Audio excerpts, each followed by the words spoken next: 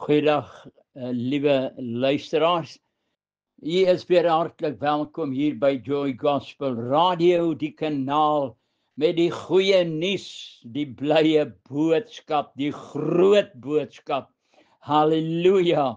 Nou, vriende, ek is Willie Saunderson en ek nooi u vriendelik uit om vir die volgende halfuur saam met ons te kuier hier by nog aflewering of sal ek sê nog 'n program van wolke van getuienis. En nou soos jy reeds weet, is ek besig om aan u die verhaal te vertel van Michelle, ons dogter, wat ons aangeneem het toe sy maar 14 dae oud was.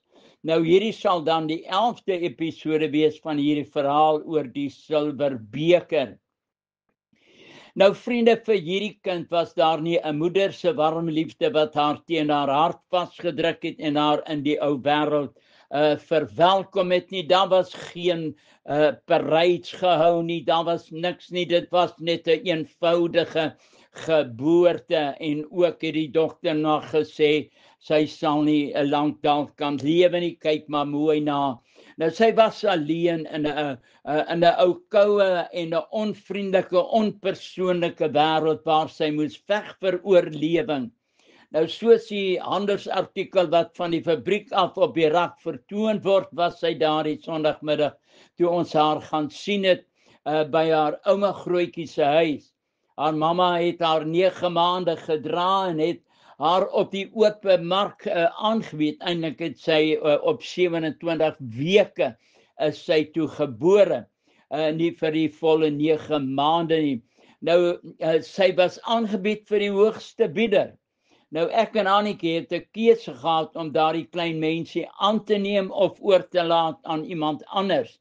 Nadat Annetjie haar van die bed af opgetel het en in haar arms vasgehou het, was ons onvoorwaardelik bereid om die toekoms saam met hierdie klein mensie te stap, wat onwelkom was in haar lewetjie, in hierdie lewe, hierdie groot ontsaglike en onpersoonlike wêreld. Ongeag wat die toekoms ingehou het, was ons bereid om haar te vat.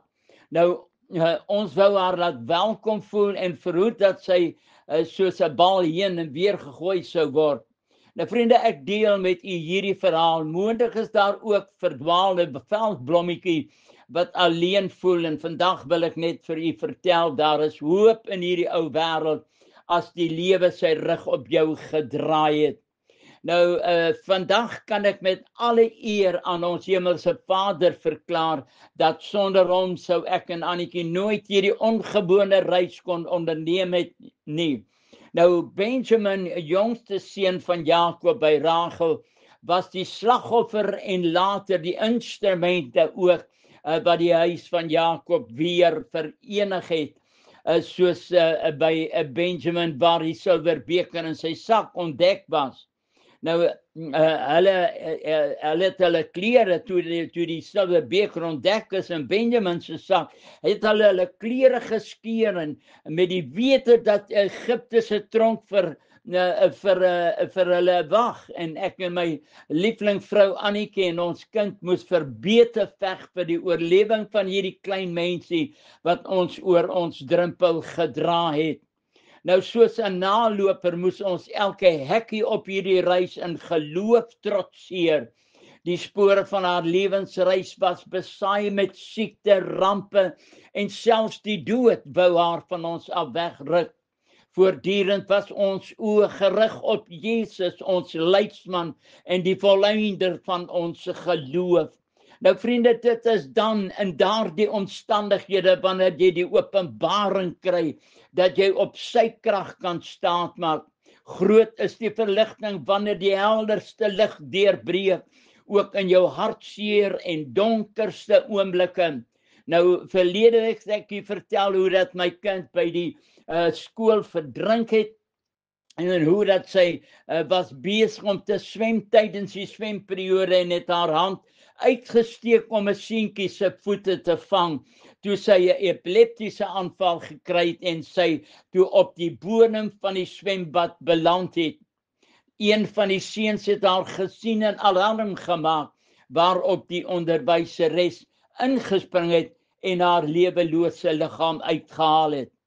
Die onderwyseres het saam met die ambulanspersoneel geveg om haar hart weer aan die gang te kry. My kind was per ambulans na die Verre Oosrand Hospitaal geneem, waar 'n kinderarts haar hart weer met masjiene aan die klop gekry het.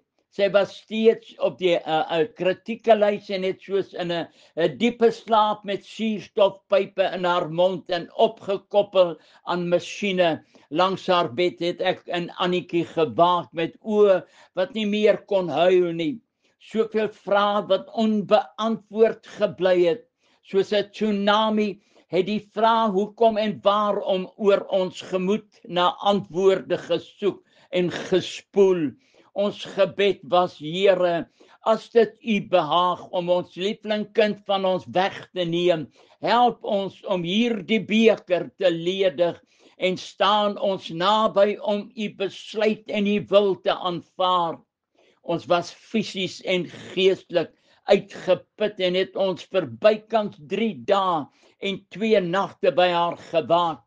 Daar was geen waarborg dat sy ooit weer haar arms om ons sal kan slaan en vir ons kan vertel sy is lief vir ons nie. Daar het sy gelê, leweloos met koue masjiene wat haar aan die lewe gehou het. Sy was maar 16 jaar en moontlik sal sy daar in haar stil wêreld bly totdat die masjiene afgeskakel gaan word of totdat die dokters dalk oor haar lot sal besluit en die donker gordyn vir ewig oor haar kort lewensreis sal val en ons besef sy was net vir 'n tyd aan ons geleen. Dit was Sondagmiddag en ons het besluit om net weer onsself te gaan verfris en skoon klere te gaan aantrek by ons huis in Randhart, Alberton, ongeveer 70 kilometers van die hospitaal af. Nou Annetjie, my vrou, wat verbete geveg het, was geskeduleer om daardie maandagoggend, vriende, hoor mooi, dit was die Sondag, maar maandagoggend moes Annetjie in Vereniging se hospitaal wees vir 'n operasie wat maande tevore alreeds beplan was. By die huis het ek ons huisdokter geskakel en gevra of die operasie nie uitgestel kon word nie. Ek het hom vertel van die tragedie van ons kind, die tragedie wat ons kind getref het. Nou, vir jare het hy Michelle behandel en was bekend met Michelle se gesondheidstoestand. Hy was so geskok om te hoor dat sy in die Verre Oosrand se hospitaal lê met haar lewe aan masjiene gekoppel. Hy het uiters simpatiek aan my verduidelik dat al die partye wat by Annetjie se operasie teenwoordig gaan wees, is reeds reëlings getref en is reeds in kennis gestel en dat dit 'n saak is van onmoontlikheid dat hy dit op so 'n laat kennisgewing kon kanselleer. Hy het ons beloof dat hulle derentyd met die Verre Oosrand se intensiewe eenheid in verbinding sal bly om op hoogte te wees van Michelle se toestand. Ek het die ontstellende nuus aan Annetjie oorgedra en ek het, vriende, nog nooit hierdie mensie wat hier in my arms gekom het, hierdie Annetjie, hierdie liefling van my lewe, so stikkend gesien in my hele lewe nie. Sy het in die stort gestaan en onbeheers begin huil. Ek het haar in my arms geneem en haar probeer troos. Sy wou ten alle tye by haar kind gebly het, totdat die bittere einde, totdat die masjiene dan afgeskakel sal word. Vriende, dit graveer bly in hierdie gemoed, aan haar gemoed dat sy die kosbaarste oomblik by haar kind se laaste minute gras sou wees, daar kon wees nie. As sy nie daar kon wees nie, is dit veral 'n stikkende wêreld. Ook sy wou bly om die geveg op die vreugde mee te maak as God besluit om haar aan ons terug te gee. Die operasie op Annetjie kan nie uitgestel word nie. My kind in die verre Oosrand en Annetjie in vereniging in die hospitaal ongeveer 120 kilometer uit mekaar uit. My kind in die verre Oosrand, Annetjie in vereniging. Ek het saam langs Annetjie se bed gestap. Daar is maandagmôre toe die portier haar met 'n bed deur die gange van die hospitaal gestoot het na die teater waar die operasie sou plaasvind. Soos ek my vrou ken, sou sy wanneer die spuitnaald van die narkotiseer saggens in haar are sal insink, haar laaste gedagte sal wees by haar kind in die verre Oosrand hospitaal. Terwyl ek wag, het ek die verre Oosrand hospitaal geskakel om die toestand van ons kind te verneem. Dwars deur daai naweek het vriende, gebedsgroepe, kerke, families vir Michelle ingetree in gebed.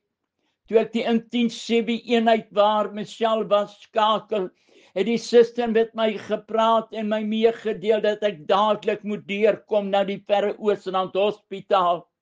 Daar was 'n tikkie hoop in haar stem, maar ek was bekommerd. Op daardie oomblik was Annetjie my prioriteit en ek kon haar nie alleen laat nie. En steeds het ek gewag voor die deur van die operasiesaal waar die operasie plaasgevind het. Hoe lank ek gewag het, weet ek nie, maar skielik het die deure van die operasiesaal oopgeswaai en haastig is Annetjie op haar bed deur die gange van die hospitaal gestoot na die intensiewe eenheid. Ek het my vrou se bleek gesig gesien en haar oë was toe. Ek het probeer vra wat is verkeerd en die suster het verduidelik dat Annetjie se are het platgeval en dat hulle haar nie kan bybring nie. Sy het geen krag in haar liggaam gehad om te veg nie. Wat ek nie besef het nie, vriende, is dat my vrou 7 dae geen kos oor haar lippe gehad het nie. Sy bly vas. Die Vrydag, die Saterdag, die Sondag, die Maandag. Sy het al die tyd vir haar kind gevas. Ek was verslae toe ek hoor dat sy kan nie, sy's in 'n koma en bly dat sy kan sterf is nie uitgesluit nie. Die oordeel of sal ek sê die wete dat sy kan sterf is nie uitgesluit nie. Die skokkende nuus het my so ontstel dat ek wanhoopig uitgeroep het in die gang van die hospitaal: Here, U kan haar nie ook van my wegneem nie. Hulle het Annetjie op masjiene gekoppel. Haar oë was toe.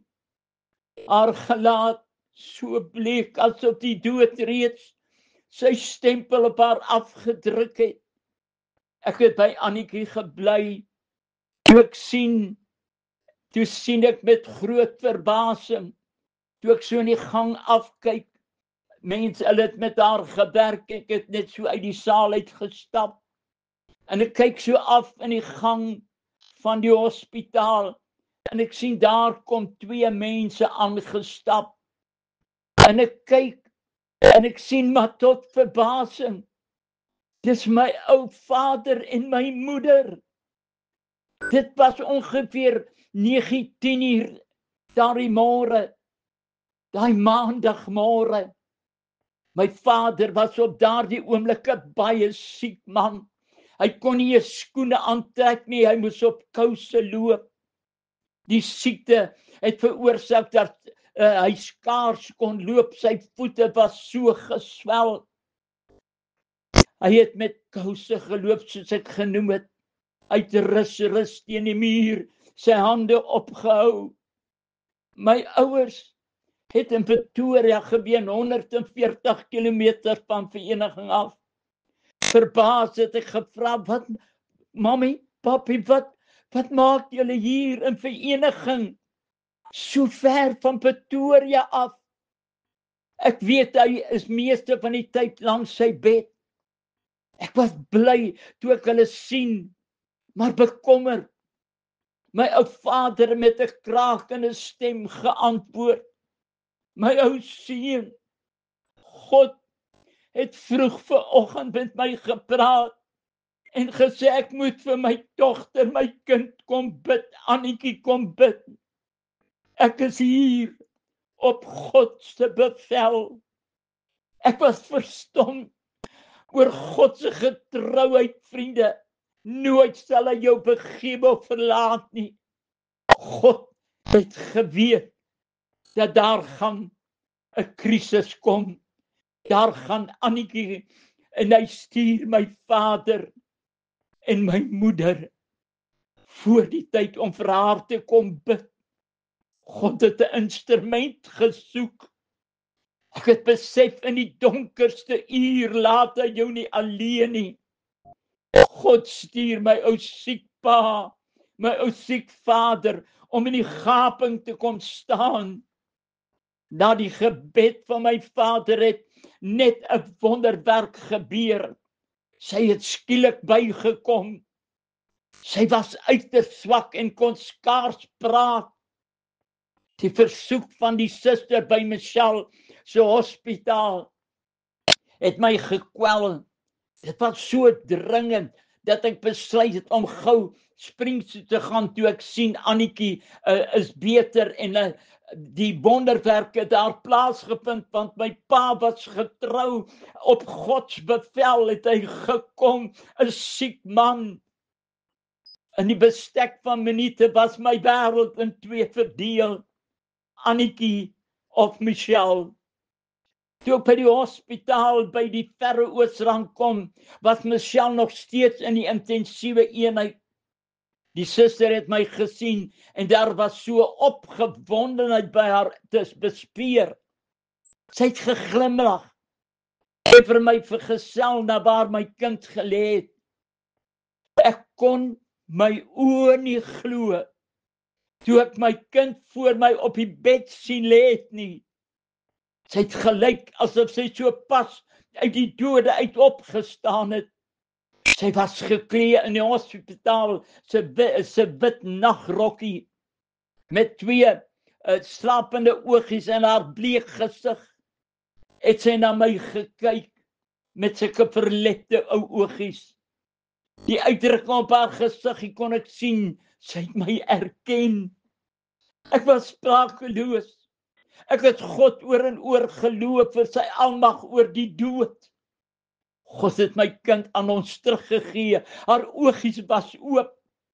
Soos 'n geskenk uit die troonsaal van die almagtige God het sy daar gelê. Spurgeon het gesê, when we pray we are standing in a palace on the glittering floor of the great king's own throne room.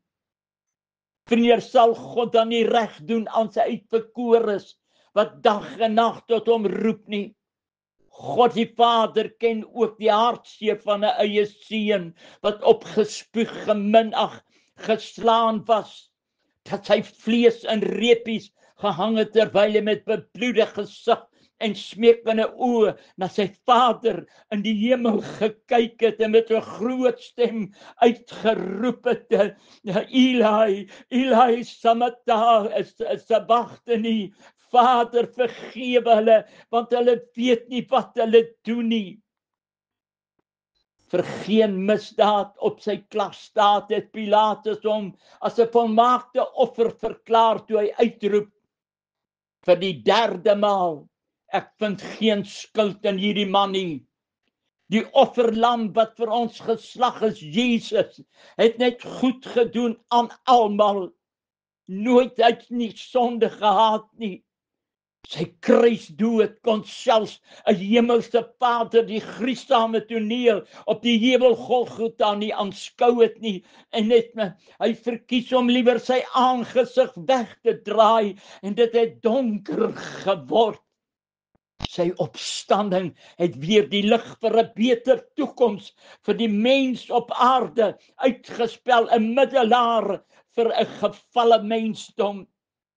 Die woord van die Here sê, salvation is found in no one else, and there is no other name under the heavens given unto mankind whereby we can be saved.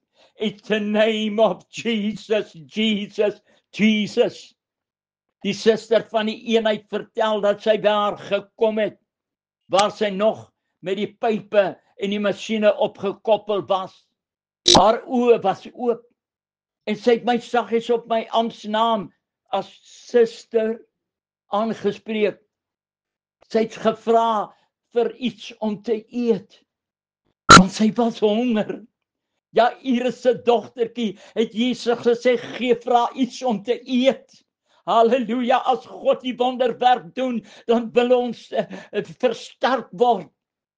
Jesus sê aan die ouers van Jairus, nadat hy haar dood opgewek het om vir haar iets te gee om te eet. Die suster vertel dat die feit dat sy haar as suster toegespreek het of aangespreek het, onmiddellik bewys het dat sy ten volle bewus is van haar omgewing en by haar volle verstand is en dat daar geen breinskade teenwoordig was nie. Halleluja, dis die Jesus wat ek aanbid. Jesus sê vir Johannes, ek is die Alfa en die Omega, die eerste en die laaste en die lewende, wat die sleutels van die dood en van die doodryk het. En ek sluit oop en niemand sluit toe nie. Ek sluit toe en niemand sluit oop nie. Die aanhoudende stroom van gebede het weer eens die hemel oopgesluit. God het my smarte gespaar en ons kind weer aan ons teruggegee, sonder enige breinskade. Die dokter het voorgestel dat sy nog vir 'n paar dae in die hospitaal moet bly, bloot vir observasie. Haar herstel het die mediese wêreld verstom. Die grootste medikus het by haar bed gestaan in die uur van ons beproewing en het weer eens bewys dat hy God is en die mens se angskreet gehoor het. Hy is voorwaar 'n vesting vir die behoeftige. Toe hy benoud was vader vir die en 'n vader vir die wese, met 'n jubelende hart het ek die versekering gehad dat alles gaan ook wel wees by Annetjie. God het reeds bewys dat hy in beheer was deur my hele situasie en my siek vader voor die tyd van Pretoria afgevaardig het om sy dogter te kom vir haar te kom bid. God het geweet wat gaan gebeur met Annetjie, daarom die een wonderwerk na die ander wonderwerk. God het my einde raak gesien, my ellende het God raak gesien. Die oomblik toe my vader die instruksie van God ontvang, was Annetjie nog nie eens in die operasiesaal nie. God weet alles, vriende. Hoe kan ek ooit twyfel dat daar nie 'n God in die hemel is nie? Hy wat alles weet, alles is oop en bloot vir die oë van hom met wie ons te doen het. Skielik het alles in plek geval en met 'n hart wat oorloop van blydskap het dadelik na vereniging gery en bly vertrou dat God ook Annetjie vir my gaan teruggee. Terwyl ek op die dubbelpad tussen Vereniging en Alberton gery het al die spanning van die laaste paar dae, die min slaap, skielik soos 'n kleed oor my geval. Ek was so moeg dat my oë nie kon oophou nie terwyl ek bestuur agter daai stuurwiel sit, het ek aan die slaap geraak, asof iets my wakker gemaak het. Toe ek my oë oopmaak, is ek net betyds voordat ek onder 'n vragmotor met staal op die bak gery het, onder hom ingery het. Ek het na Jesus se bloed geroep en die remme getrap. My motor het onder die vragmotor uitgekom. Ek het regs geswaai en die vragmotor aan die regterkant verbygegaan. By Vereniging by die pad aan die linkerkant het ek regterkant het ek verbygegaan. By Vereniging Hospitaal het ek gedrafstap na die intensiewe afdeling. Ek het gaan soek na my Annetjie en sy was nie meer daar in die eenheid nie. Haar bed, waar ek haar laas gesien het, was leeg. En skielik is my gedagtes oordonder dat die ergste het gebeur. Hoe is dit moontlik? Lê sy in een van die koue laaie van die doodhuis? Satan sal altyd die donkerste prentjie vir jou skilder. Ek wou dit nie aanvaar nie. En het na Jesus geroep. En beangs begin vra, wat het nou gebeur? Here, nee, dit kan nie wees nie. Die suster het my gesien en gemerk dat ek ontsteld was. Sy het my dadelik gerusgestel met 'n vriendelike gesig. Het sy vertel dat my ouers daar was, soos ek alreeds vertel het. Dat die mediese wêreld moes erken God het ingetree. Sy kom en sy vertel vir my van die wonderwerk toe my pappie vir haar gebid het.